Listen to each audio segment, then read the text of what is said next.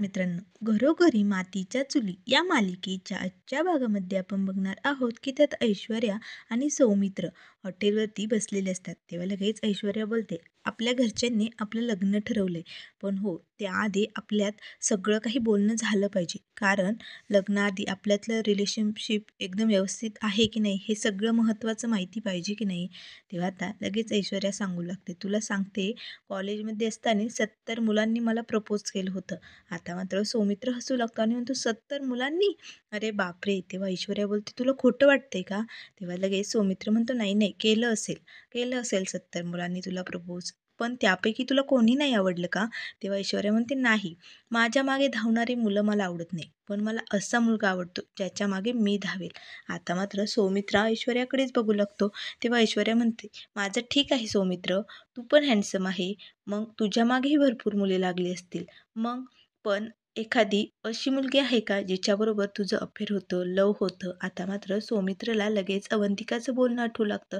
पण त्यानंतर सौमित्रला लगेच आठवतं की जानकी वहिनीला आपण वचन दिलंय, हे लग्न दादा आणि वहिनीने हे वैर मिटवण्यासाठी ठरवलंय. आता मात्र सौमित्र काहीच बोलत नाही. तेव्हा ऐश्वर्या म्हणू लागते, सौमित्र काय झालं, मी काही चुकीचं विचारलं का तुला, बोल ना. आता सौमित्र म्हणतो, नाही नाही, बरोबर प्रश्न विचारलाय तू. तेव्हा मग लगेच ऐश्वर्या म्हणते, मग असं आहे का कोणी स्पेशल तुझ्या आयुष्यात? तेव्हा आता सौमित्र म्हणतो, हो, माझं एका मुलीवर प्रेम होतं, आहे माझ्या आयुष्यात एक मुलगी. आता मात्र ऐश्वर्याला धक्काच बसतो. तेव्हा सौमित्र बोलतो, आय मीन होती. तेव्हा ऐश्वर्या म्हणते, एक मिनिट, होती म्हणजे? तेव्हा त्या लगेच सौमित्र म्हणतो, हो, माझ्या आयुष्यात एक मुलगी होती, पण आता आमचं ब्रेकअप झालंय, ती आता दूर परदेशात निघून गेली. तेव्हा आता ऐश्वर्या बोलते, हो का, म्हणजे कन्फर्म तुझ्या मनात आता तिच्याबद्दल काहीच नाही आहे? तेव्हा लगेच सौमित्र बोलतो, हो कन्फर्म. तर आता लगेच ऐश्वर्या म्हणते, तू म्हणूनच तर मला खूप आवडलाय. खरंच मला वाटतच होतं तुझं ना काहीतरी चालू आहे नेमकं तुझ्या मनात. आणि हो, म्हणून मी तुला आज इथे भेटायला बोलवलं. आणि आज जर तू म्हणला असता ना की माझं अफेअर वगैरे काहीच नव्हतं, तर मी तुला लगेच रिजेक्ट केलं असतं. पण तू खरं बोलला, मला हेच तुझं खूप आवडतंय. आणि हो, इथून पुढे तुझ्या आयुष्यात दुसरी कोणीही मुलगी नसेल, फक्त ही ऐश्वर्याच असेल. कारण या ऐश्वर्याला जे आवडतं ते हवंच असतं. आणि मला तुझ्याशी लग्न करायला नक्की आवडेल. तेव्हा आता सौमित्र म्हणतो, हो, मलाही तुझ्याशी लग्न करायला आवडेल. आणि इथून पुढे माझ्या आयुष्यात तुझ्याशिवाय दुसरं कोणीही नसेल. आता लगेच ऐश्वर्या आणि सौमित्र ज्यूस हातात घेतात आणि चस करून एकमेकांकडे बघतच ज्यूस पित असतात. त्यानंतर इकडे सुमित्रा मात्र घरी खूपच टेन्शनमध्ये ये-जा करत असते. तेव्हा आता नानांना पेपर वाचताना सुमित्रा म्हणत असते, हो काय सारखा सारखा पेपर वाचताय, मला तुमच्याशी बोलायचंय, जरा इकडे लक्ष द्या. तेव्हा नाना बोलतात, तुला काय बोलायचंय मला माहिती. सौमित्र अजून कसा आला नाही, काय झालं असेल तिले, त्यांची दोघांची मने जुळली असतील की नाही, काय करावं, मला खूप टेन्शन आले. आता मात्र मोठी आजी हसू लागते. तेव्हा लगेच सुमित्रा बोलते, आई तू काय हसतेस, आणि तुम्ही का माझं सोंग आणताय, बंद करा तुमची ही सगळी नाटकं. तेव्हा नाना म्हणतात, खरंच मलाही टेन्शन आलंय, कारण हे लग्न जमणं खूप महत्त्वाचं आहे. आता जर या लग्नाला सौमित्राने नकार दिला तर सयाजीचं आणि आपलं पुन्हा वैर होईल, आणि हे वैर आता कधीही तुटू शकत नाही. तेवढ्यात आता दरवाजात लगेच सौमित्र येऊन उभा असतो. आता मात्र ऋषिकेश तर लगेच लक्ष जातं. तेव्हा ऋषिकेश बोलतो, आलास सौमित्र? तेव्हा मोठी आजी बोलते, आला ग बाई, आला, चल पटकन ये, आणि इथून गेल्यापासून जे जे काय काय झालंय ना ते सगळं मला डिटेलमध्ये सांग बरं का. तेव्हा आता ऋषिकेश बोलतो, थांबा, त्याला श्वास तरी घेऊ द्या सौमित्र, हे आतमध्ये ये. तेव्हा आता सौमित्र लगेच सगळ्यांना सांगू लागतो, आम्ही दोघांनीही लग्नाला होकार दिलेला आहे. तर आता सर्वांना खूपच आनंद होतो. तरी ते सारंग आणि मोठी आजी तर नाचूच लागतात. सारंग म्हणतो, म्हणजे आता लग्नाचा धमाका होणार, चला चला सगळ्यांची तोंड गोड करायला हवी. तर आता सारंग पटकन जाऊन मिठाई घेऊन येतो. आता मात्र मोठी आजी बोलते, आज ना मी भरपूर मिठाई खाणार आहे. तेव्हा सारंग म्हणतो, पहिला मान सौमित्राला तुझा बरं का. मग आता लगेच सौमित्रला पेढा भरवतो. त्यानंतर आता मोठी आजी बोलते, ए सारंग, दुसरा मान माझा आहे, मला भरव. तेव्हा सारंग म्हणतो, नाही नाही मोठी आजी, तुला डायबिटीज आहे ना. तेव्हा सुमित्रा बोलते, नाही, आज आईला मी माझ्या हाताने गोड भरवणार आहे, आज डायबिटीजवाल्यांना सुट्टी. तर आता लगेच सारंग ऋषिकेशला बोलतोय, जानकी वहिनीला पण भरव, चला चला सगळ्यांनी खा. तेव्हा आता सुमित्रा बोलते, खरंच जानकी आणि ऋषिकेश, तुम्ही दोघांनी हे शिवलिंग उचललं म्हणूनच हे सगळं झालंय. जे उचललं नाही ते शिवलिंग डायरेक्ट पेललंय तुम्ही. आता या घरात सगळं मंगल आणि शुभच होणार. तेव्हा सारंग बोलतो, ए आई, मंगल शुभ नाही, शुभमंगल असे म्हणून सारंग आता पिपाणी वाजू लागतो. तेव्हा लगेच जानकी बोलते, "हो, शुभमंगल होणार म्हणजे होणारच." तेव्हा आता मोठी आजी म्हणते, "हो, आणि ती मुलगी या घरात लग्न करून येणार आणि या जानकीच्या डोक्यावरती मिऱ्या वाटणार. बघाच आता माझी नाचून." असे आता मोठी आजी मनाशीच म्हणत असते. तर इकडे आता सयाजीरावही आनंदाने वेडे झालेले असतात. आता सयाजीराव, बाळाभाऊ सर्वांना पार्टी करण्यासाठी पैसे देत असतात. तर आता इथे नानाही आनंदाने खुर्चीवरती बसलेले असतात. तेवढ्यात सयाजीरावांचा फोन येतो. तेव्हा नाना बोलतात, "अरे सया तू?" तेव्हा लगेच सयाजीराव बोलतो, "अरे नाना, लाग पटकन तयारीला लाग. मुलांनी होकार दिलाय. उद्याच सकाळी आम्ही तुझ्या घरी येतो आणि आता लग्नाची तारीख फिक्स करून टाकूया."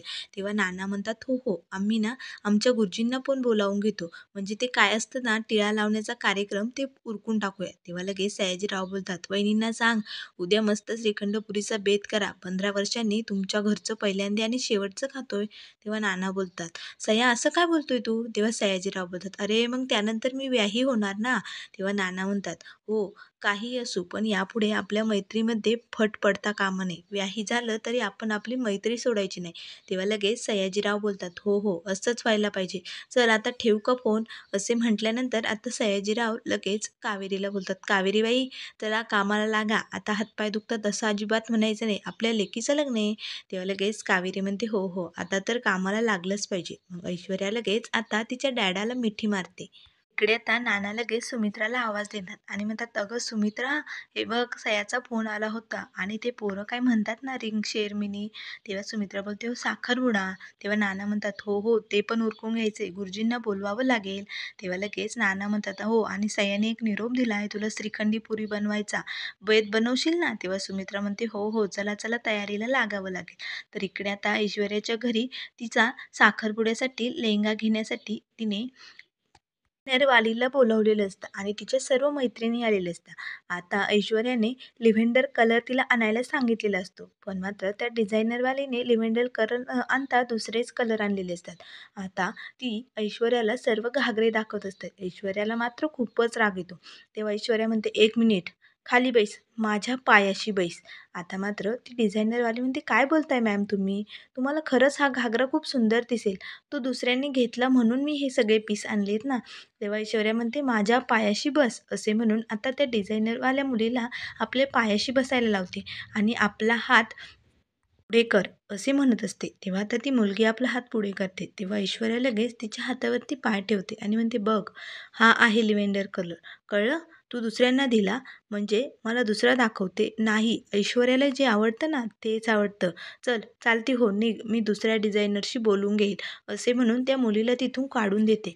त्यानंतर आता इकडे ऋषिकेश आणि जानकी त्यांच्या रूममध्ये बसलेले असतात. तेव्हा ऋषिकेश जानकीचं कौतुक करत असतो आणि म्हणत असतो, "खरंच जानकी, हे सगळं ना तुझ्यामुळे झाले. खरंच किती लोकांचे फोन आलेत शुभेच्छा देण्यासाठी. सगळं गाव आनंदून गेले. खरंच फक्त तुझ्यामुळे हे सगळं होतंय बरं का." तेव्हा जानकी बोलते, "अरे बापरे, बायकोचं एवढं कौतुक? बायको डोक्यावरती बसेल बरं का." तर आता लगेच ऋषिकेश म्हणतो, "मला ना प्रत्येक जन्मात अशीच बायको हवी." तेवढ्यात आता सुमित्रा धावतच तिथे येते आणि म्हणते, "जानकी, ऋषिकेश, तुम्हाला माहिती आहे सयाजीरावांचा फोन आला होता आणि उद्या काय ते साखरपुडा वगैरे करून घ्यायचं म्हणतायत." तेव्हा लगेच ऋषिकेश बोलतो, "काय? साखरपुडा आणि उद्या लगेच?" तेव्हा सुमित्रा बोलते, "हो ना, कशी काय तयारी करणार आपण बाहेरची? त्यात सयाजीरावांनी श्रीखंडपुरीचा बेत करायला सांगितलं. काय करावं मला काही सुचतच नाही." तेव्हा लगेच जानकी बोलते, "आई, तुम्ही कसलंही टेन्शन घेऊ नका. मी आहे ना, सगळं काही व्यवस्थित होईल." तेव्हा लगेच सुमित्रा बोलते, "जानकी, तुझ्याशी बोललं ना की असं आधार आल्यासारखं होतं. खरंच खूप बरं वाटतं गं. माझ्या जानकीमुळेच हे सगळं घडतंय. आणि हो, या घरात इथून पुढे सगळं मंगलमयच होणार आहे. ते फक्त जानकीमुळे. इथून पुढलं प्रत्येक कार्य तुझ्या हातूनच या घरात पार पडणार आहे." तेव्हा आता लगेच सुमित्रा सगळं बोलत असताना जानकी प्रेमाने सुमित्राकडे बघत असते. तेव्हा लगेच सुमित्रा बोलते, "काय बघते माझ्याकडे? तुझं कौतुक करते म्हणून?" तेव्हा लगेच आता सुमित्रा म्हणते, "अगं, तू आई मानलं ना मला, मग आई लेकीचं नातं झालंच ना आपलं. मग एक सासूनेही तुला लेक मानले बघ, त्यामुळे भांडण होण्याचा प्रश्नच नाही." तेव्हा जानकी बोलते, "हो, जर सासू-सुनामध्ये आई लेकीचं नातं झालं तर भांडण होण्याचा प्रश्नच नाही आणि यापुढेही असंच राहील असे म्हणून दोघेही आता एकमेकींना मिठी मारतात. त्यानंतर मित्रांनो पुढील भागामध्ये आपल्याला बघायला मिळेल इथे ऐश्वर्या, सयाजीराव सर्वजण आता रणदिवेंच्या घरी साखरपुड्यासाठी आलेले असतात. आता ऐश्वर्या आणि सौमित्र मस्त तयार होऊन आलेले असतात. साखरपुडा झाल्यानंतर आता सारंग लगेच म्हणतो, चला चला तोंड गोड करून घेऊया. आता इथे नाना आणि सयाजीराव दोघांनी मिळून सुपारी फोडलेली असते. तेव्हा सारंग आता सर्वांना मिठाई वाटत असतो आणि तो आता लगेच ऐश्वर्याजवळ येतो आणि म्हणतो, चला चला वहिनीला आज मी माझ्या हाताने भरवतो. असे म्हणून आता ऐश्वर्याजवळ मिठाई नेणार. तेच ऐश्वर्या म्हणते, थांब, काय करतोयस तू? या असल्या मातीच्या हाताने मी जेवण करू? आता मात्र सर्वांसमोर सारंगवरती ऐश्वर्या ओरडत असते. त्यामुळे मित्रांनो, अशाच मालिकेंच्या अपडेट पाहण्यासाठी चॅनलला लाईक करा, सबस्क्राईब करा. व्हिडिओ पाहिल्याबद्दल धन्यवाद.